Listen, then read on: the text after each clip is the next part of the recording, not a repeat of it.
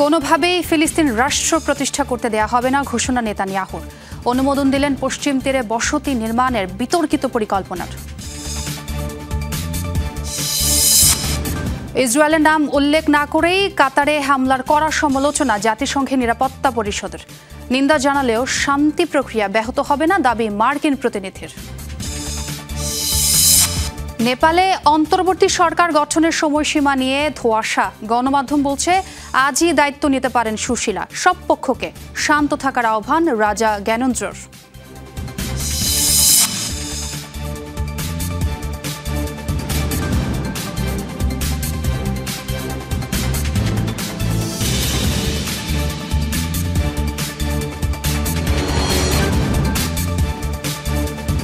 দর্শক, এতক্ষণ শিরোনাম দেখছিলেন, আপনাদের সঙ্গে আছি আমি ছোঁয়া খন্দকার।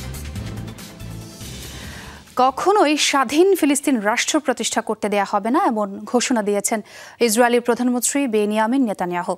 ইসরায়েলের পশ্চিমা মিত্র হিসেবে পরিচিত কয়েকটি দেশ যখন জাতিসংঘের সাধারণ পরিষদের অধিবেশনে ফিলিস্তিনকে স্বীকৃতি দেওয়ার ঘোষণা দিয়েছে, তখনই এই মন্তব্য করলেন তিনি। বিশ্বজুড়ে তীব্র বিরোধিতার মধ্যেই পশ্চিম তীরে বিপুল বসতি নির্মাণের বিতর্কিত পরিকল্পনার অনুমোদনও দিয়েছেন ইসরায়েলি প্রধানমন্ত্রী।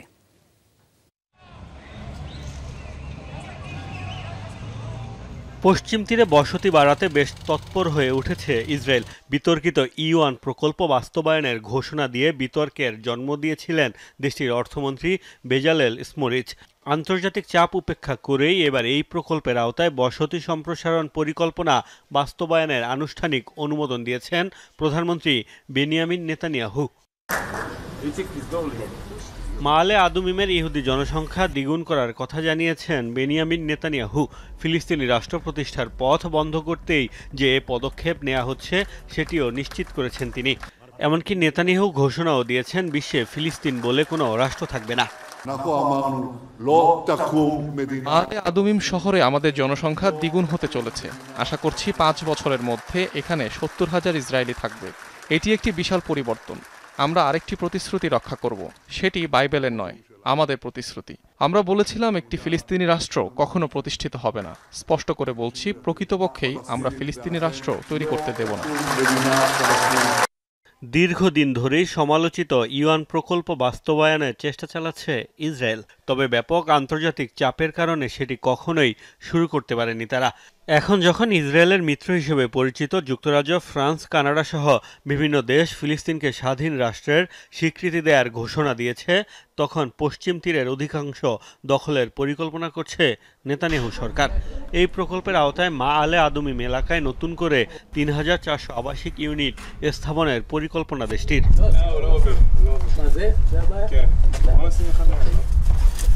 মা আলে আদুমিমে বসতি স্থাপনের অর্থ হচ্ছে পশ্চিম তীরকে সম্পূর্ণ 2 ভাগে বিভক্ত করে অঞ্চলটি থেকে পূর্ব জেরুজালেমকে বিচ্ছিন্ন করা, যা স্বাধীন ফিলিস্তিন রাষ্ট্র গঠনে কফিনের শেষ পেরেক বলে মনে করে বিভিন্ন মানবাধিকার সংস্থা। মোস্তফা মাহমুদ, যমুনা নিউজ।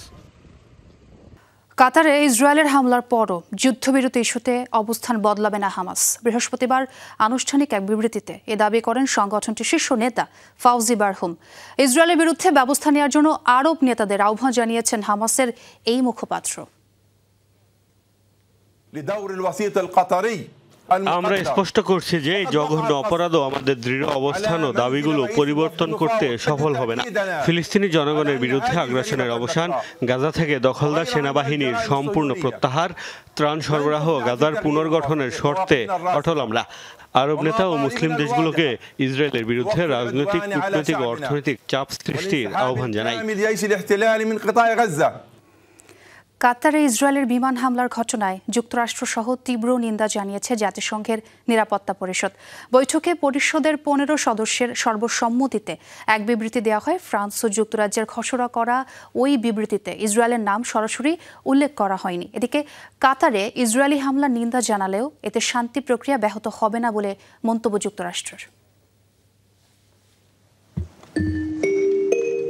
কাতারে ইসরায়েলের হামলা ইস্যুতে বৃহস্পতিবার নিরাপত্তা পরিষদে অনুষ্ঠিত হয় জরুরি বৈঠক। বৈঠকে পরিষদের 15 সদস্যের সর্বসম্মতিতে বিবৃতি দেওয়া হয়। ফ্রান্স ও ব্রিটেনের খসড়া করা ওই বিবৃতিতে ইসরায়েলের নাম সরাসরি উল্লেখ করা হয়নি, তবে বলা হয় এই পরিস্থিতিতে কাতারের সাথে নিরাপত্তা পরিষদের সদস্যরা সংহতি প্রকাশ করছে। একই সাথে জোর দেওয়া হয় গাজায় যুদ্ধবন্ধ ইস্যুতেও। এ সময় কাতারে ইসরায়েলের হামলার কঠোর সমালোচনা করেন নিরাপত্তা পরিষদের সদস্যরা। হামলার নিন্দা জানায় যুক্তরাষ্ট্র। একটি সার্বভৌম রাষ্ট্রে এই ধরনের হামলা অত্যন্ত দুর্ভাগ্যজনক। তবে প্রেসিডেন্ট ট্রাম্প বিশ্বাস করেন যে এটি শান্তি প্রক্রিয়ায় কোনো বাধা হবে না। তিনি কাতারের রাষ্ট্রপ্রধানকে আশ্বস্ত করেন যে তাদের মাটিতে এই ধরনের ঘটনা আর ঘটবে না। বিশ্ব শান্তি রক্ষায় কাতার সবসময় গুরুত্বপূর্ণ ভূমিকা পালন করে এসেছে। তালেবান সংকট, গাজার সংকট সহ বিভিন্ন পরিস্থিতিতে আমরা আলোচনায় ভূমিকা রেখেছি। তাই কাতারের উপর এ ধরনের হামলা অত্যন্ত নিন্দাজনক। এত সমালোচনার পরও নিজেদের অবস্থান থেকে সরতে নারাজ ইসরায়েল। তেল আবিবের দাবি, সন্ত্রাসবাদের নিরাপদ স্থান হয়ে উঠছে কাতার, তাই কঠোর অবস্থান নেওয়া হয়েছে। মীর মুশফিকা হাসান, যমুনা নিউজ। কাতারে হামাসের ওপর ইসরায়েলি হামলা নিহত 6 জনের জানাজা অনুষ্ঠিত হয়েছে। বৃহস্পতিবার রাজধানীর শেখ মোহাম্মদ বিন আব্দুল ওয়াহাব মসজিদে অনুষ্ঠিত হয় এই জানাজা। জানাজার পর মেসাইমের কবরস্থানে দাফন করা হয় তাদের। জানাজায় উপস্থিত ছিলেন কাতারের প্রধানমন্ত্রী আমির Sheikh Tamim bin Hamad Al Thani. এ সময় নিহতদের আত্মীয়দের সান্ত্বনা দেন তিনি। রাষ্ট্রীয় মর্যাদায় সম্মান জানানো হয় তাদের। নিহতদের মধ্যে ছিলেন কাতারের অভ্যন্তরীণ নিরাপত্তা বাহিনীর সদস্য কর্পোরাল বদর সাদ মোহাম্মদ আল হুমাইদি আল দুসারি সহ খলিল আল হায়ার ছেলে হাম্মাম আল হায়া, হামাসের নিরাপত্তা সদস্য জিহাদ লাবাদ, আবদুল্লাহ আব্দুল ওয়াহিদ, মোমেন হাসৌনা এবং আহমেদ আব্দুল মালিকও। মঙ্গলবার গাজায় যুদ্ধ বন্ধ নিয়ে সমঝোতা চুক্তির বৈঠকে হামলা করে ইসরায়েল, যার জেরে বিশ্বজুড়ে বইছে নিন্দার ঝড়। নেপালে অন্তর্বর্তী সরকার গঠনের সময়সীমা নিয়ে সৃষ্টি হয়েছে ধোঁয়াশা। আন্দোলনরত শিক্ষার্থীদের পক্ষ থেকে দ্রুত সরকার গঠনের দাবি জানানো হলেও এই ইস্যুতে এখনও কোনো সিদ্ধান্ত আসেনি। তবে বিভিন্ন গণমাধ্যমের দাবি শুক্রবারই গঠন করা হতে পারে অন্তর্বর্তীকালীন সরকার। বিক্ষোভরত জেনজিদের দাবি সাবেক বিচারপতি সুশীলা কার্কিকে অন্তর্বর্তী সরকারের প্রধান করা। এদিকে নেপালের কারাগার থেকে পালানো 12,000-এর বেশি কয়েদিকে এখনও ধরতে পারেনি নিরাপত্তা বাহিনী। দেশটিতে সরকার পতন আন্দোলনের জেরে দেশজুড়ে চলমান অস্থিরতার মধ্যে জেল ভেঙে পালায় এই কয়েদিরা। রক্তক্ষয়ী সংঘাতের মধ্য দিয়ে সরকার পতনের পর ধীরে ধীরে স্বাভাবিক হতে শুরু করেছে নেপালের পরিস্থিতি। এখনও প্রধান প্রধান সড়কে চলছে সেনা টহল।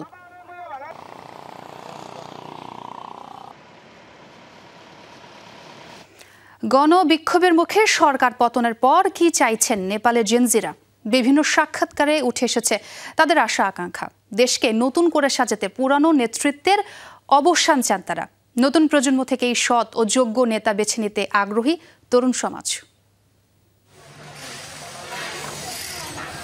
আন্দোলনের মাধ্যমে সরকার পতনের পর নেপালকে নিয়ে নতুনভাবে স্বপ্ন দেখছে জেনজিরা। তুলে ধরছে দেশের রাজনীতি ও ভবিষ্যৎ নিয়ে প্রত্যাশা। বিক্ষোভে আহত হয়েও পিছু হটেনি নতুন প্রজন্মের যোদ্ধারা। দুর্নীতিগ্রস্ত রাজনীতিকদের সরিয়ে নেপালের ক্ষমতায় তারা দেখতে চায় নতুন কাণ্ডারি। পার্লামেন্ট থেকে দুর্নীতিবাজদের সরিয়ে নতুন প্রজন্মকে আনতে হবে নেতৃত্বে। তবে তাদের অবশ্যই দূরদর্শী হতে হবে, কারণ নতুন প্রজন্ম ছাড়াও তারা যেন সবার চাহিদা পূরণে সক্ষম হন।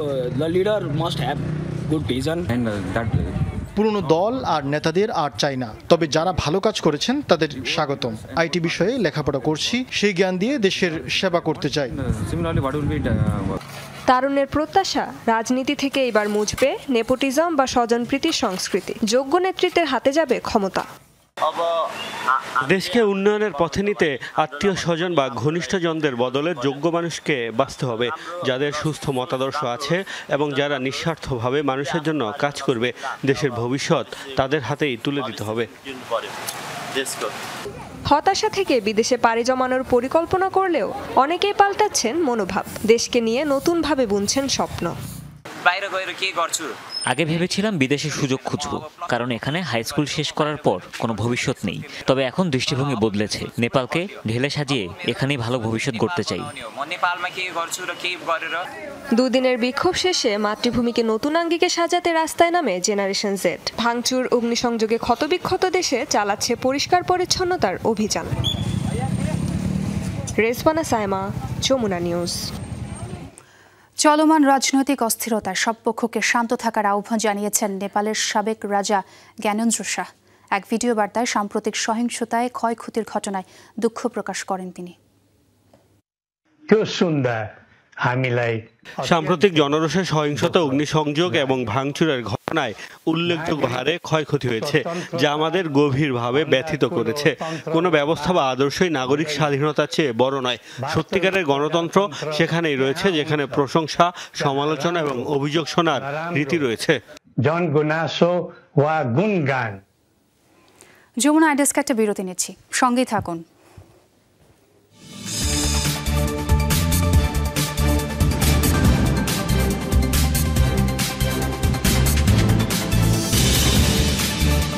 মার্কিন প্রেসিডেন্ট ডোনাল্ড ট্রাম্পের ঘনিষ্ঠ মিত্র চার্লি কার্কের হত্যাকাণ্ডে ব্যবহৃত অস্ত্রের সন্ধান পেয়েছে এফবিআই। ঘটনাস্থল থেকে একটি উচ্চ ক্ষমতা সম্পন্ন বোল্ট অ্যাকশন রাইফেল উদ্ধার করেছে গোয়েন্দা সংস্থাটি। ধারণা করা হচ্ছে এই বন্দুক দিয়েই হত্যা করা হয়েছিল চার্লি কার্ককে। এদিকে বিভিন্ন সিসিটিভি ফুটেজ পর্যালোচনা করে এক সন্দেহভাজনকে চিহ্নিত করেছে এফবিআই। বৃহস্পতিবার নাম পরিচয়হীন ওই ব্যক্তির ছবি প্রকাশ করে তার সন্ধান চাওয়া হয়। বুধবার যুক্তরাষ্ট্রের ইউটা বিশ্ববিদ্যালয় ক্যাম্পাসে এক অনুষ্ঠানে বক্তৃতা দেওয়ার সময় গুলিবিদ্ধ হয়ে নিহত হন চার্লি কার্ক। দেশটির ডানপন্থী রাজনৈতিক কর্মী হিসেবে আলোচিত কার্ক গেল নির্বাচনে ট্রাম্পের পক্ষে তরুণদের সমর্থন আদায়ে বিশেষ ভূমিকা রাখেন।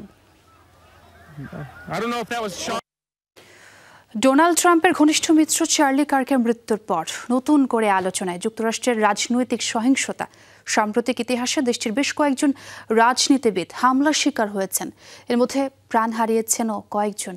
প্রভাবশালী ব্যক্তিদের ওপর এমন হামলার কারণে নিজেদের নিরাপত্তা নিয়ে উদ্বিগ্ন সাধারণ মার্কিনীরা।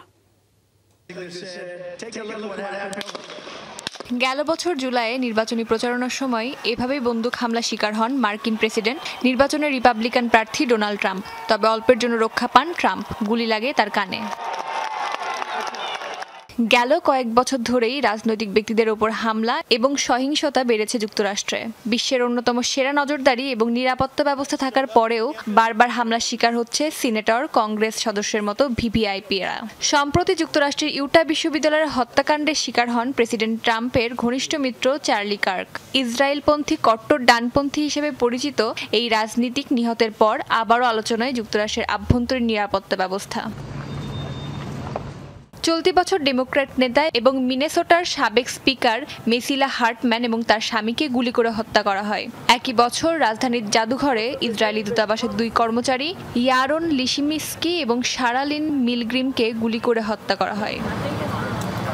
2023-এ মার্কিন হাউস রিপ্রেজেন্টেটিভ ন্যান্সি পেলোসির স্বামী পল পেলোসির উপর নিজ বাড়িতে হামলা করে এক অনুপ্রবেশকারী। অপহরণের চেষ্টা চালানো হয় মিশিগানের গভর্নর গ্রেচেন হুইটমারকে। রাজনৈতিক সহিংসতা যুক্তরাষ্ট্রে নতুন নয়, তবে সম্প্রতি যে হারে সহিংসতা বৃদ্ধি পাচ্ছে তা শঙ্কিত করে তুলছে মার্কিন নাগরিকদের। অস্মিতা বিশ্বাস, যমুনা নিউজ। রাশিয়ার ড্রোন অনুপ্রবেশের পর পোল্যান্ডের প্রতিরক্ষা ব্যবস্থা জোরালো করছে ন্যাটো। আকাশসীমা সুরক্ষায় দেশটিতে 3টি রাফাল যুদ্ধবিমান মোতায়েন করতে যাচ্ছে ফ্রান্স। 300 সেনাসহ প্যাট্রিয়ট আকাশ প্রতিরক্ষা বসাচ্ছে আরেক ন্যাটো মিত্র নেদারল্যান্ডস। হুমকি মোকাবেলায় হেলিকপ্টারের বহর পাঠাবে চেক প্রজাতন্ত্র। ধারণা করা হচ্ছে পোল্যান্ডের আকাশ রক্ষায় যুদ্ধবিমান মোতায়েন করতে পারে যুক্তরাজ্য। মঙ্গলবার আকাশসীমা লঙ্ঘন করে পোল্যান্ডে অনুপ্রবেশ করে রাশিয়ার কয়েকটি ড্রোন, যার মধ্যে 3টি ভূপাতিত করে দেশটির সশস্ত্র বাহিনী। এই ঘটনার পর অনেকটা নড়েচড়ে বসেছে সামরিক জোট ন্যাটো। রাশিয়ার আগ্রাসন ঠেকাতে এবার পোল্যান্ডে যুদ্ধবিমান মোতায়েনের সিদ্ধান্ত নিয়েছে ফ্রান্স। বৃহস্পতিবার দেশটিতে আধুনিক প্রজন্মের 3টি রাফাল ফাইটার জেট পাঠানোর ঘোষণা দেন ফরাসি প্রেসিডেন্ট। এর আগে ন্যাটো মিত্রদের পরিস্থিতির উপর গুরুত্ব আরোপ করার আহ্বান জানান পোলিশ প্রধানমন্ত্রী। পোল্যান্ডকে সমর্থনের দ্ব্যর্থহীন ঘোষণা এসেছে। ফ্রান্সের প্রেসিডেন্টের পাশাপাশি ব্রিটেন, নেদারল্যান্ডস এবং সুইডেনের নেতাদের কাছ থেকে খুবই স্পষ্ট বার্তা পেয়েছি। আমি নিশ্চিত জাতীয় নিরাপত্তার স্বার্থে মার্কিন মিত্রদের উপর নির্ভর করতে পারে পোল্যান্ড।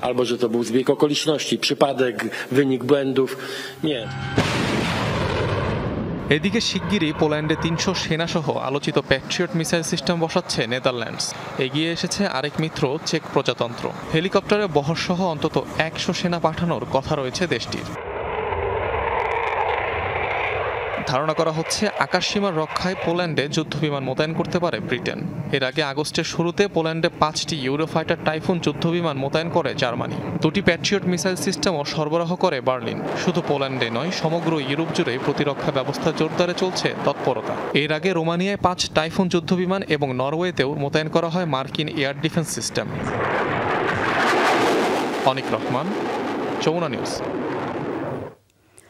মার্কিন নিষেধাজ্ঞা শিথিল করতে অর্ধশতাধিক রাজনৈতিক বন্দীকে মুক্তি দিল বেলারুশ। এদের মধ্যে দেশটির আলোচিত সাবেক প্রেসিডেন্ট প্রার্থী সহ Lithuania, Latvia, Poland, Germany, France ও যুক্তরাজ্যের নাগরিক রয়েছেন। বৃহস্পতিবার মুক্তিপ্রাপ্ত 52 বন্দীকে লিথুয়ানিয়া হয়ে যুক্তরাষ্ট্রে নিয়ে যাওয়া হয়। বেলারুশের প্রেসিডেন্ট আলেকজান্ডার লুকাশেঙ্কো সরকারের উদ্যোগে এটিই ছিল দেশটির সবচেয়ে বড় বন্দী মুক্তির উদ্যোগ। বিনিময়ে রাষ্ট্রীয় বিমান সংস্থা বেলাভিয়ার ওপর থেকে বেশ কিছু নিষেধাজ্ঞা তুলে নিয়েছে ট্রাম্প প্রশাসন। ফলে বহরে থাকা উড়োজাহাজের জন্য অন্য দেশ থেকে যন্ত্রাংশ কিনতে পারবে বেলারুশ। ধারণা করা হয় রুশ সীমান্তবর্তী দেশটিতে বর্তমানে 13 থেকে 1400-র মতো রাজনৈতিক বন্দী রয়েছেন।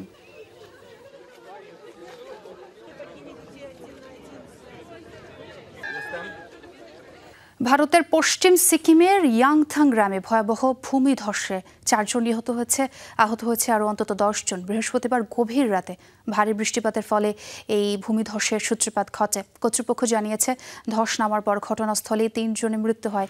পরে হাসপাতালে নিয়ে আসার পর আরও 1 জনের মৃত্যু নিশ্চিত করা হয়। আহত অবস্থায় উদ্ধারকৃতদের জরুরি ভিত্তিতে হাসপাতালে ভর্তি করা হয়। তবে এখনও নিখোঁজ বেশ কয়েকজন। তাদের উদ্ধারে কাজ করছেন ভারতীয় সেনাবাহিনী ও সিকিম সরকারের বিপর্যয় মোকাবেলা বাহিনীর সদস্যরা। রাজ্য ও কেন্দ্র সরকারের তরফ থেকে জারি করা হয়েছে বিশেষ সতর্কতা।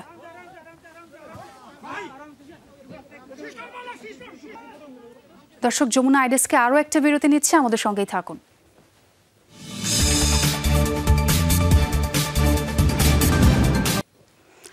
অভ্যুত্থান ষড়যন্ত্রে দোষী সাব্যস্ত হওয়ায় ব্রাজিলের সাবেক প্রেসিডেন্ট জেইর বোলসোনারোকে 27 বছরের কারাদণ্ড দিয়েছেন দেশটির আদালত। বৃহস্পতিবার সুপ্রিম কোর্টের 5 বিচারপতির মধ্যে 4 জনই তাকে দোষী সাব্যস্ত করে এই রায় দেন।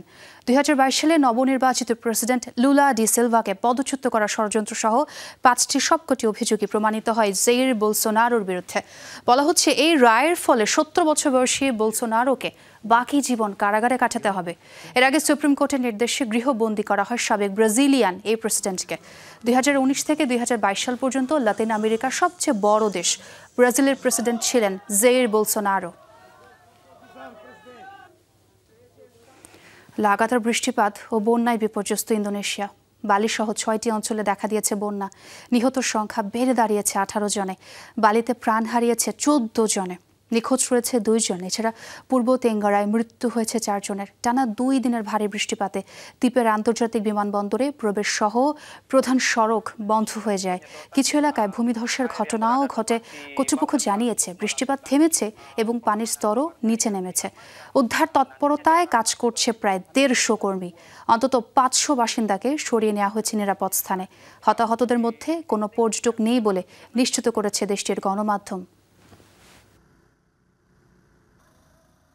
ক্যারিবীয় জলসীমায় যুক্তরাষ্ট্রের হামলায় নিহতদের কেউই মাদক পাচারকারী ছিলেন না, এমন দাবি করেছেন ভেনেজুয়েলার স্বরাষ্ট্রমন্ত্রী টিওসডাডো ক্যাবেলো। কুখ্যাত গ্যাং ট্রেন ডি আরাগুয়ার সাথেও কোনো সম্পৃক্ততা ছিল না তাদের বলে মন্তব্য করেন তিনি। তারা খোলাখুলি স্বীকার করেছে যে তারা 11 জনকে হত্যা করেছে। আমরা আমাদের দেশে তদন্ত করেছি। নিহতদের কেউই ট্রেন ডি আরাগুয়ার সদস্য কিংবা মাদক পাচারকারী ছিলেন না। বিশ্বব্যাপী এখন একটি প্রশ্ন উঠছে, সেটি হলো যুক্তরাষ্ট্র তাদের কেন হত্যা করেছিল। দর্শক, এ ছিল যমুনা আইডেসকে। এতক্ষণ যারা সঙ্গে ছিলেন সবাইকে ধন্যবাদ।